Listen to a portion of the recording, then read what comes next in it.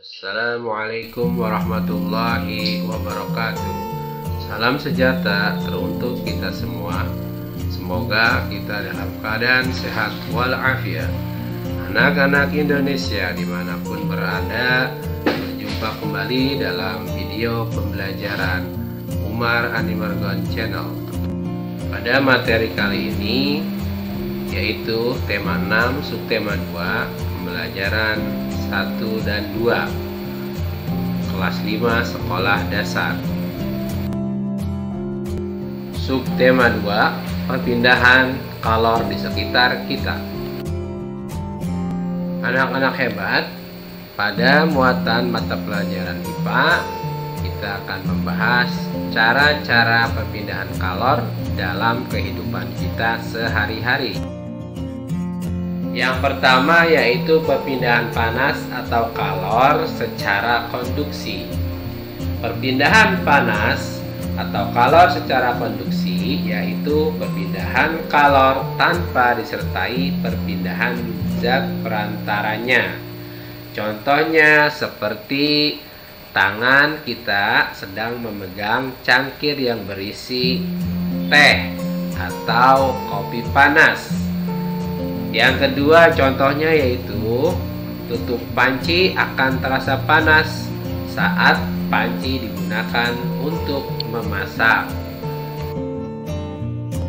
Perpindahan panas yang kedua yaitu perpindahan panas secara konveksi. Konveksi merupakan perpindahan kalor melalui perantara di mana zat perantaranya ikut berpindah juga. Seperti contohnya air yang dipanaskan di dalam panci. Jadi ketika memanaskan air akan terlihat seperti diaduk atau kita sebut dengan mendidih.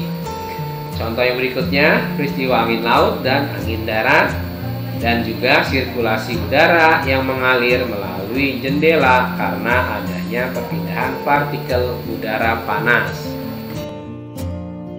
Anak-anak, perpindahan panas yang ketiga yaitu perpindahan panas atau kalor secara radiasi.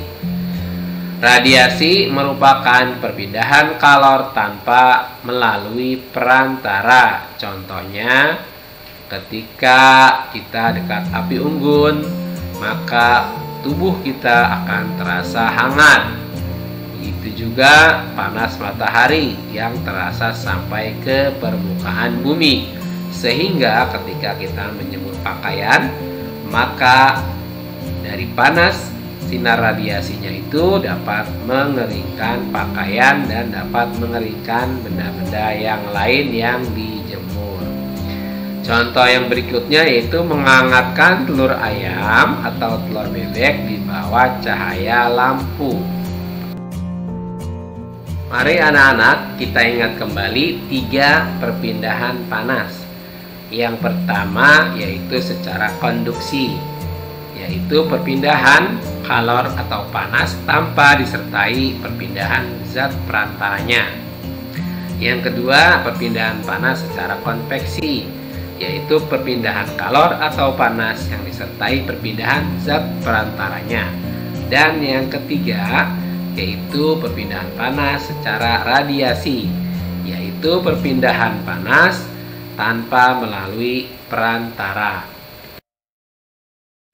Berikutnya kita belajar mata pelajaran bahasa Indonesia, menjelaskan isi teks media cetak melalui peta konsep.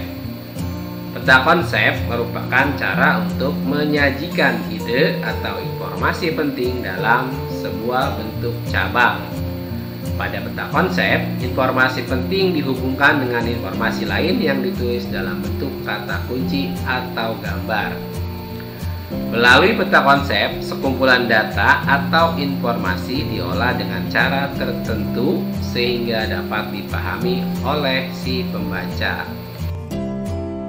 Nah, anak-anak, yang kalian perlu ketahui dalam membuat kesimpulan teks media cetak yaitu kesimpulan dibuat dengan cara mengambil intisari dari informasi teks berdasarkan apa yang telah diuraikan melalui poin-poin atau peta konsep. Berikutnya Selain itu, kamu juga perlu memperhatikan pemilihan kata dan ejaan yang kamu gunakan saat membuat kesimpulan. Anak-anak, dimanapun kalian berada, materi selanjutnya kita belajar mata pelajaran SBDP, yaitu tentang pola lantai dalam tarian daerah. Pola lantai merupakan garis yang membentuk formasi penari saat melakukan gerak tarian. Ada dua pola lantai dalam pola lantai. Maksudnya ada dua pola dasar dalam pola lantai.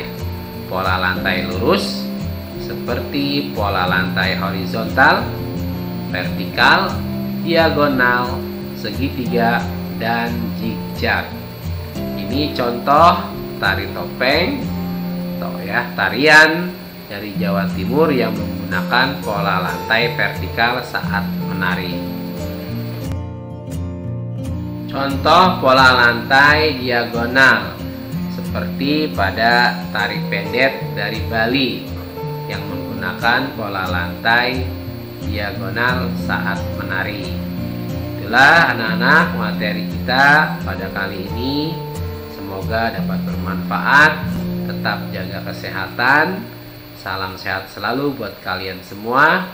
Bapak akhiri, wassalamualaikum warahmatullahi wabarakatuh.